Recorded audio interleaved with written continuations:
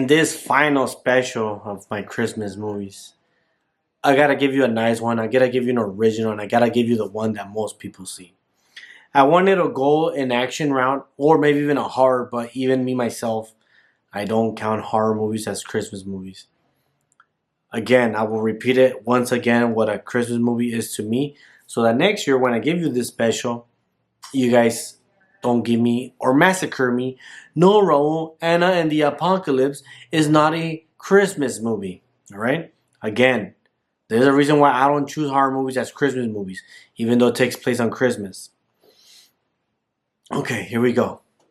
A Christmas movie to me is a family that is going through something or that will go through something.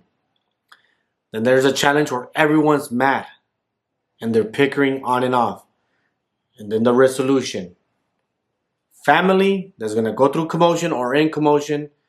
The middle part where they're still fighting even more or it gets worse. And then the ending where they get back together. A lot of action movies that take place in Christmas go through this phase. Phase 1, Phase 2, Phase 3 for the climax or for it to end on Phase 3. Alright? So to me, movies like Die Hard is a Christmas movie because it starts with them having issues. They're still in the middle having issues with all the action. And then at the end, they get together happily ever after until part 4 where they divorce. Or part 3. I forgot where they divorce, right? There's other Christmas movies like Violent Night with the Santa Claus movie that is violent. You start with a broken family, it gets worse, and they end up happy. That's an action movie that takes place in Christmas that I count as a Christmas movie because of those things. Alright? There's one more like Carry On, which was a new one on Netflix that came out. Great movie. I will give you a review for it. But I don't really count that too much as a Christmas movie. Because it kind of phases that out. It's a little bit of a family drama. Then they do kind of mess it up. And then the ending is better. But it didn't have that focus on that genre like I've been talking about, right? It doesn't focus like, oh, they're a family. It's going to get bad right away. And then it gets worse. And then it gets better at the end. It didn't give me that. So that's why to me, Carry On in a way is not a Christmas movie. I will give you guys that. I know I have a lot.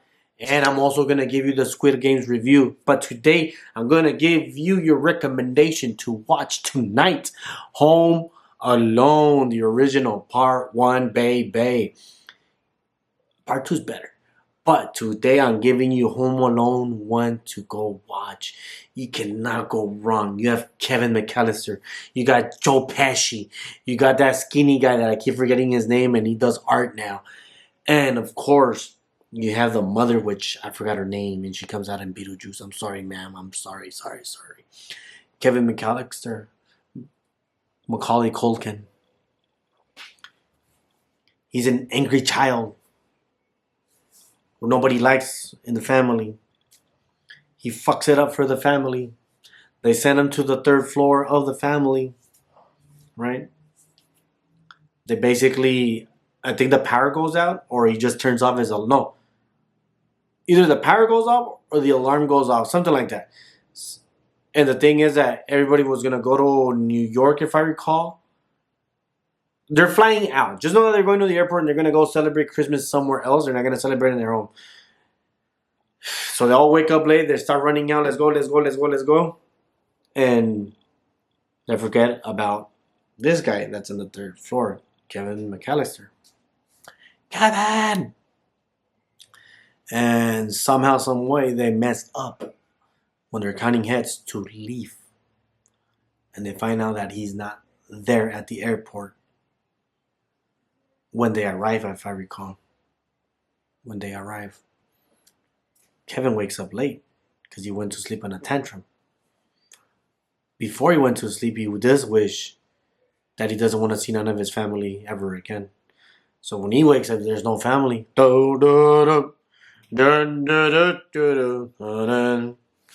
I'm in heaven. So we have this crazy wild adventure about him just doing things on his own on a big ass house because he has nobody to tell him no. At the same time, we have these guys who are house burglars, right? And they're stealing houses and they're stealing houses, and Kevin finds out. So it's him against them. And voila, we get the most action packed Christmas movie that is very family orientated. Somehow, some way, somehow, some way. And it's a very, very beautiful movie. The acting is great. Well, I wouldn't say it's great, but it's there where you're like, I can rewatch this forever. It's just one of those timeless movies where you're gonna enjoy every single time you put it on, and that's why they put it on every Christmas. You don't see that Santa Claus as much, and you don't see Miracle. Well, you do see them, but you don't. When people think about Christmas, they think about Home Alone and Home Alone 2.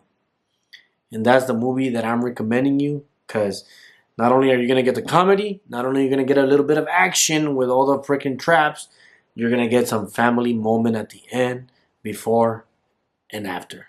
Before, the middle, and then after. You're going to get those touching moments.